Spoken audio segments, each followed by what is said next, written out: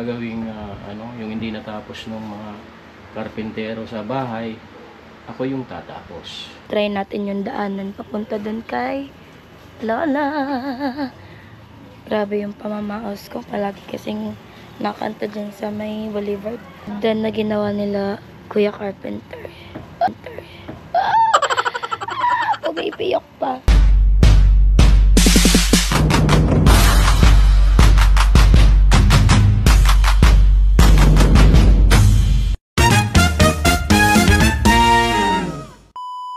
So, yun mga kagani, ang aking pagbabalik. At andito si Dodo. Nagpe-prepare ng foods. Ano yan da? Pang lunch? Yeah. Ano lang to, gigisa ko kasama yung sitaw. Gisaw na barbecue. Wow! Yung karne. Ulam. The Master Chef. Master Chef. Around dito. Around. Dapat marami tayong natututunan sa buhay. Para kahit saan tayo ilagay, pwede.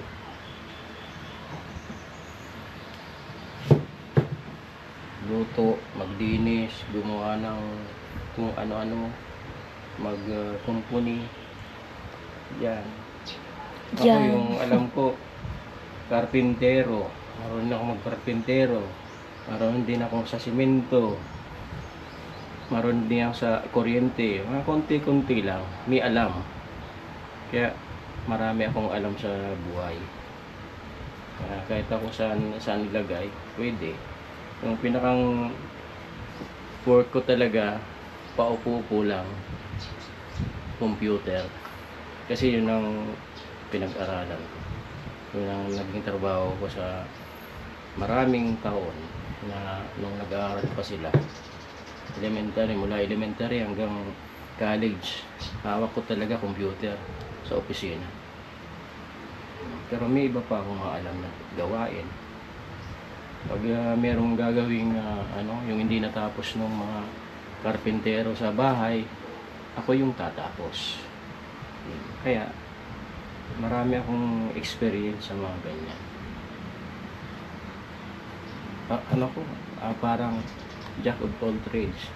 Alam ko rin naman yung sa tubo ng nawasa, marunong din ako niyan. Kaya lang, hindi ko naman ninangad na maging trabaho yun. Ano lang, experience lang. Magkakayod ako ng yung na-tricycle, kumakayod. Kung wala akong trabaho, ko nun, magdamagan dun sa Iriga. Kinakahid kong tricycle yung sa biyanan ko. Magdamag akong magkakahid nun kasi wala akong trabaho. Kailangan kumita ng pera para dun sa pag-aaral ng mga anak ko. Kaya kung sa sakripisyo, maraming sakripisyo. Kaya lang, kailangan ganon, kahit nakakapagod, okay lang, kakapuya, okay lang yun, basta para sa pamilya. Basta ba hindi masama yung pinapasukan mong trabaho. Yun talagang ang hindi ko pinangarap, yung gumawa ng illegal para lang magkapera.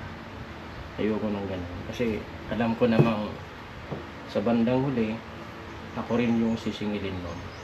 Baka madamay pa yung pamilya. Kaya kailangan nating magtrabaho sa yung lang, tama lang. Yung wala kang naapakan na tao, wala kang nakakaaway. Talagang dapat palagi kang mapagpakumbaba. Malalim yung balon mo ng pasensya. Kasi kailangan yun sa buhay. Kasi kung wala kang pasensya, marami kang kaaway. Kasi madali kang magagalit niyan kung wala kang pasensya. Siyempre, pag madali kang magalit, marami kang kaaway. Ayoko naman ng ganun kasi namulat akong walang kaaway. Saka ayoko ng away.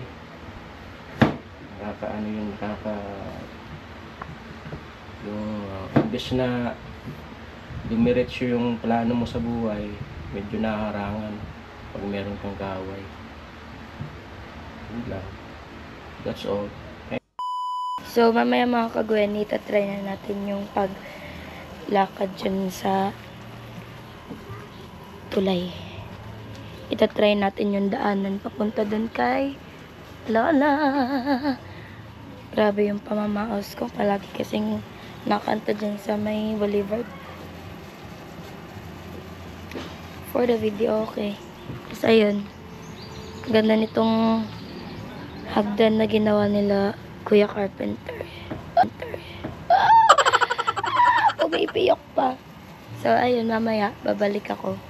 And, kasama na natin mamaya si Dada. The next day. Magandang araw mga kagwini. Ayan nga po, kahapon tapos na yung trabaho sa paggawa ng tulay. At hindi ko na nakuha na ng clip kahapon kasi naging busy na sa pag-prepare sa pagtinda dyan sa boulevard. Kaya ngayon gagawin po natin ay magtutur po tayo dun sa tulay na ginawa. Ayan po. Okay, let's go. Ayan. Ito po yung hagdan na ginawa kahapon. Malapad po siya, kaya okay na tapakan, ang problema. Yan, lalagyan na lang ito ng hawakan, pero at least tapos na itong tulay, maladaanan na namin, mas mabilis yung kilakad dito kaysa sa baba.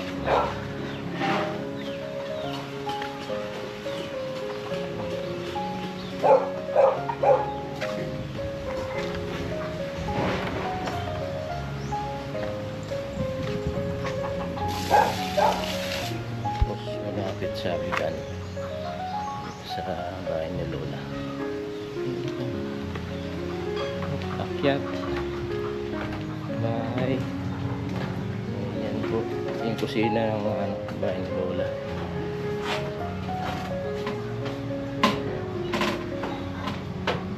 Tapos balik po tayo ulit. Oops. Ayan, mahaba sa agdan.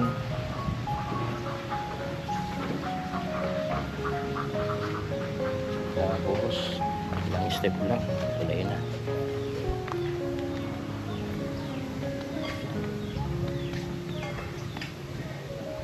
Sarap ng hangin dito sa taas. Susunod na lang yung improvement ito, yung hawakan sa gilid, kasi wala pang na-order na kawayan. Yun ang susunod, kasi dapat may hawakan dito sa magkabilang part ng tulay. Kung medyo yung naglalakad, magiging unbalance yung paglakad niya. Walang problema kasi may hawakan. Tapos dito baba, hindi meron sanga na pwedeng hawakan pag bababa ka. Laba lang ng pero dapat meron dito dito sa gilid. Make